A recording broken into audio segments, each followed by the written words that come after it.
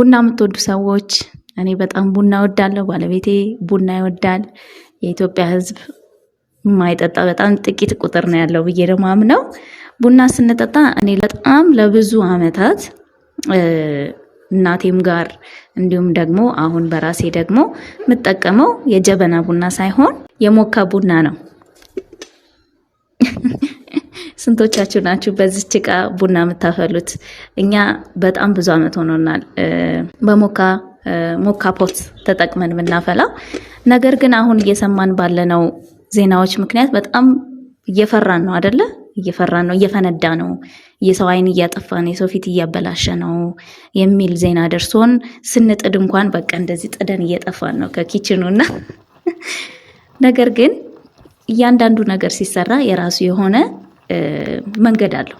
በትክክል ካልሄድን ነገሮች ይበላሻሉ። በስነ ስርዓት ከሄድን ደግሞ ፕሮፐር የሆነ ነገር እናገኝበታለን። ስለዚህ በጣም ስለምንወድ መፍራት ሳይሆን ትክክለኛውን አካሄድ እንዴት እንሄድበት የሚለውን ዛሬ ትንሽ ማስገንዘቢያ ለመስጠት ነው። እንግዲህ ሞካ ኦሪጂናሊቲ አለው። እንደ ማንኛውም ዕቃ የትኛውም ነገር ኦሪጂናል አለው፣ እንዲሁም ደግሞ ኮፒ አለው።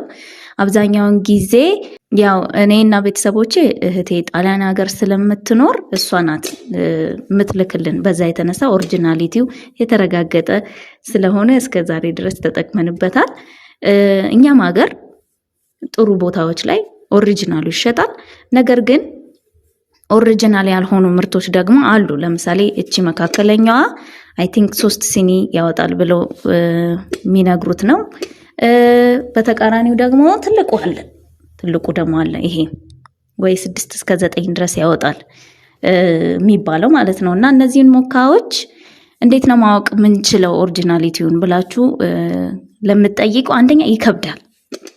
አሁን እቺ ትከብዳለች። ትልቁን ፌኩን አንስታችሁ ብታዩትና የዚችን ብታመዛዝኑት ፌኩ በጣም በቃ እጃችሁ ላይ ስትሉት እንደ አልሙኒየም በጣም ቀላል ነው፣ እንደ ብረት አይደለም የሚከብዳችሁና ያዝ ስታረጉት የብረት አይነት ክብደት የሌላቸው እነሱ ፌክ ናቸው ማለት ነው። ኦሪጂናሊቲ ማወቅ የምትችሉት ከበድ ይላል ማለት ነው። ስታነሱት ከበድ ይላል። በዛ ላይ ደግሞ ቆንጆ ዕቃ የሚሸጡ ስቶሮች ጋር ሄዳችሁ ብትገዙ አንደኛው ነገር እሱ ስለሆነ የሚጠቅማችሁ ማለት ነው፣ ከአሰራር አንጻር ስለሚለያይ። ሌላኛው ማድረግ ያለብን ነገር ሞካ ስንጠቀም ምንድን ነው፣ ንጽህናው መጠበቅ አለበት። በደንብ ጠቡት። ስታጥቡት ደግሞ በእንትን አይመከርም፣ በሳሙና ባታረጉት መልካም ነው። ያው ጣሊያኖቹም እንደሚሉት የሳሙና ቴስት ይዝባችሁ ይችላል። ስለዚህ ሞቅ ባለ ውሃ በንጹህ ጨርቅ ሁሉንም ነገር በደንብ ማጠብና ማለቅለቅ ነው የሚያስፈልጋችሁ። በደንብ ከፋፍታችሁ ሙሉውን ከፍታችሁ መጠቀም ነው። ሌላው ደግሞ ውሃ ሞልተን በምንጠቀም ጊዜ እቺ እንደምታያት ቫልቫ ከሱ በታች ምልክት አለ። እሱ ጋር ነው ማድረግ ያለባችሁ። ምክንያቱም ስቲም ስለሆነ በፕሬሸር ስለሆነ አምቆ የሚያወጣው መውጫና መተንፈሻው ከተዘጋ ምን ይሆናል ማለት ነው? ፕሬሸር ሲታመቅ ምን ይላል? ይፈነዳል ማለት ነው። ስለዚህ ውሃውን ከዚህ በታች አድርጋችሁ ማድረግ ነው። ሌላኛው በጣም የተፈጨ በጣም የላመ ሙትት ያለ ቡና አትጠቀሙ።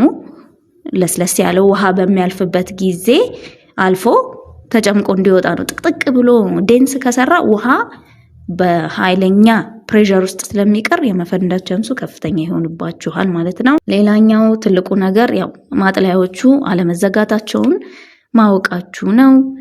ሌላኛው ኦፕን ፋየር፣ በተለይ ከሰል አሁን እየፈነዳ ያለው ያየነው ላይ ከሰል ነው። ከፍተኛ ፓወር ያለው ከሰል ላይ ኃይለኛ ፓወር ስላለ ያለመመጣጠን ነገር ይኖራል፣ ይፈነዳል። ስለዚህ እነዚህ ሞስት ኦፍ ዘ ታይም የተዘጋጁት ለኤሌክትሪክ እና መካከለኛ ለሆነ ለስቶቭ ጋዝ ማለት ነው የተዘጋጁት። ስለዚህ በጣም ከፍተኛ በሆነ የከሰል ምድጃ ላይ አለመጣድ ነው ማለት ነው። ስለዚህ የነገሮችን አጠቃቀም አሰራራቸውን ማድረግና ማድረግ የሌለብንን ነገር ካወቅን ነገሮችን ስርዓት ባለው መልክ መጠቀም እንችላለን። ስለዚህ በጣም ያረጀባችሁ ያበጠ ምናምን ነገር ደግሞ ያላችሁ ደግሞ እሱን አስወግዱትና አዲስ ገዝታችሁ ተጠቀሙላለሁ። ከዛ ውጪ እንግዲህ በሞካችሁ ቡናችሁን እየጠጣችሁ መልካም ጊዜ እንዲሆንላችሁ እመኛለሁ። ሰላም ሁኑ።